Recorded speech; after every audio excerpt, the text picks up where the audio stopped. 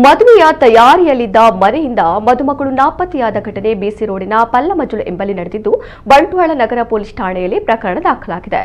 21 ವರ್ಷದ ಅಶ್ವಿಯಾ ನಾಪತ್ತೆಯಾದ ಯುವತಿ ಡಿಸೆಂಬರ್ 14ರಂದು ಅಶ್ವಿಯಾಳನ್ನ ಬಿಮೂಡ ಗ್ರಾಮದ ಬಂಟ್ವಾಳದ ಯುವಕನೋರ್ವನಿಗೆ ಮದುವೆ ಮಾಡುವುದಾಗಿ ಹಿರಿಯರೊಂದಿಗೆ ಮಾತುಕತೆ ಮಾಡಿ ಯೂನಿಟಿ ಸಭಾಂಗಣದಲ್ಲಿ ಮದುವೆ ನಿಶ್ಚಯಿಸಲಾಗಿತ್ತು. ಡಿಸೆಂಬರ್ 14ರಂದು ಮುಂಜಾನೆ 3:30ರ ತನಕ ಆಕೆ ಮನೆಯಲ್ಲೇ ಮಲಗಿದ್ದು, ಆ ಬಳಿಕ ಬೆಳಿಗ್ಗೆ 4:30ರ ಸುಮಾರಿಗೆ ನೋಡಿದಾಗ ನಾಪತ್ತೆಯಾಗಿದ್ದರು. ಎಲ್ಲೆಡೆ ಹುಡುಕಿದರೂ ಪತ್ತೆಯಾಗಿಲ್ಲ ಎಂದು ಸಹೋದರ ಪೊಲೀಸರಿಗೆ ದೂರು ನೀಡಿದ್ದಾರೆ. ಬಂಟ್ವಾಳ ನಗರ ಪೊಲೀಸರು ಪ್ರಕರಣ ದಾಖಲಿಸಿಕೊಂಡು ಆಕೆಗಾಗಿ ಶೋಧ ನಡೆಸುತ್ತಿದ್ದಾರೆ.